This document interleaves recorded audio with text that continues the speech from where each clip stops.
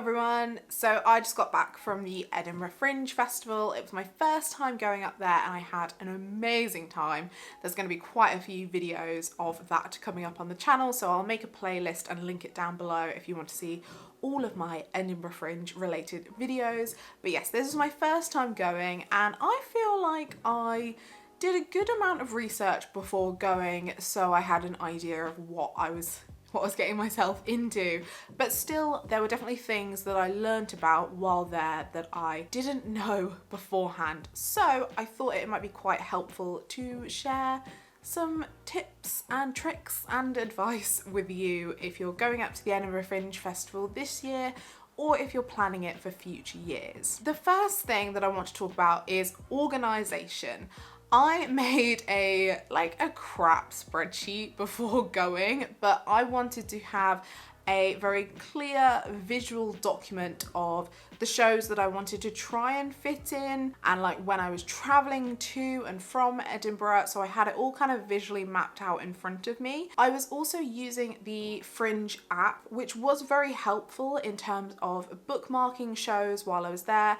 You can also buy tickets through the app, which was obviously really helpful.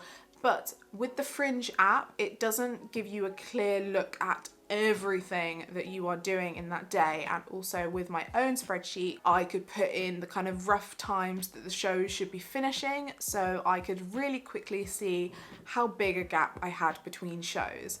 So I think if you want to, I would recommend it. Have a mix of both. Use the Fringe app to bookmark shows and buy tickets, but also if you can, make a little spreadsheet where you can see exactly what's happening, because especially when it comes to running in between venues, you need to make sure you have enough time to get from one to the other. So that's what I found really helpful, having that clear visual guide in a sense, as well as all the info that I needed in terms of wordy info on the Fringe app. The second tip that I have is kind of similar. It's related to the first tip with organisation, but I think it's really important to have good time management at the Fringe. This is why I found it really helpful that I had that spreadsheet so I knew what I was doing. But as well, I didn't really factor in enough time to kind of look after myself during the days. So I didn't really schedule in like, okay, this is going to be my lunch break and I'm going to find food, things like that. And that became really important because I would have breakfast at the start of the day and then I wouldn't eat until like 9 o'clock at night. So I think it's really good to have that common sense in saying, okay, even if I've just got an hour here, maybe even like an hour and a half if you factor in the distance between venues, and you're like, that is my lunch hour, I'm gonna find somewhere to eat and be sensible. If not, make sure you're carrying snacks with you. That's what I did, so I knew I at least had like a bit of sugar carrying me on through the day. But you definitely need to make sure you're being sensible with your time, because I think it's very easy to just be like, I'm gonna cram in as many shows as possible, and not look after yourself, when you really should also be looking after yourself. The third tip that I have is to find some time in a couple of days of your trip or just one day of your trip to walk up and down the Royal Mile. There are loads of performances that happen on the Mile. Shows can book in performance slots. There's also lots of street performers and obviously a ton of people flyering for their shows. And I would recommend taking every flyer that comes into your vision, because you never know, you might find something that sounds really interesting and that you go to and you love.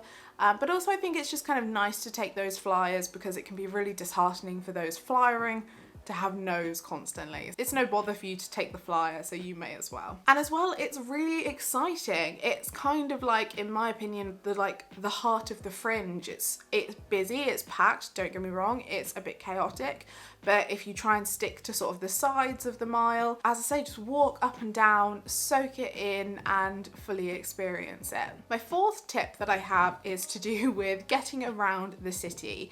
Edinburgh is incredibly hilly, so I had forgotten this. It's been a while since I was last in Edinburgh, but those hills can be a killer.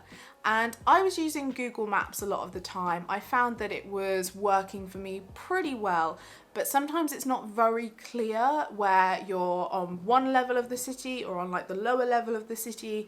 You just need to really pay attention to if you can see that there's a bridge, and then it makes it obvious that obviously that bridge is going to be the higher level of the city.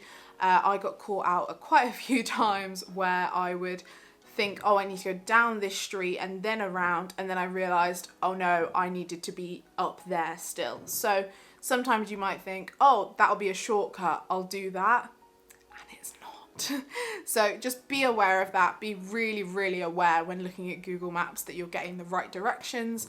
Obviously keep an eye on street signs, use the terrain version of Google Maps. So hopefully then you can see a bit more visually if you're meant to be on lower ground or higher ground, especially if you're looking at the Fringe app to see like which venue you need to go to next and where it is. Always enter like the postcode of the venue first, because I got caught out by thinking I was going to the C venues for one show, and it was actually at like the C2 venue. So like C is in like CTOO. So I was in the complete wrong place like 10 minutes before my show was meant to start, and it was at least a 10-minute walk over to that venue. So I ended up running across the city. I made it in time, but had I just checked the postcode in the first place, I would have been fine. And the final tip that I have is that even though it's really nice to kind of go to the Fringe knowing exactly what you want to see, I think it's also really important to just pick some random shows sometimes. I saw a couple of really random shows that I never would have picked looking through the Fringe program, mainly because they were like plays and I was mainly looking at musicals. So I'd really recommend like either by when you pick up flyers or just scrolling through the Fringe app and just seeing like what's on nearby now and picking something that is completely not what you would normally see. Because then at least you can say you've done it, because the Fringe isn't really that expensive. So you can say like, well, I've tried it and I enjoyed it, or I didn't, and you've done it. Or also you could find something that you really, really enjoy, and that's a winner. So those are my little tidbits of advice after experiencing the Edinburgh Fringe for the very first time.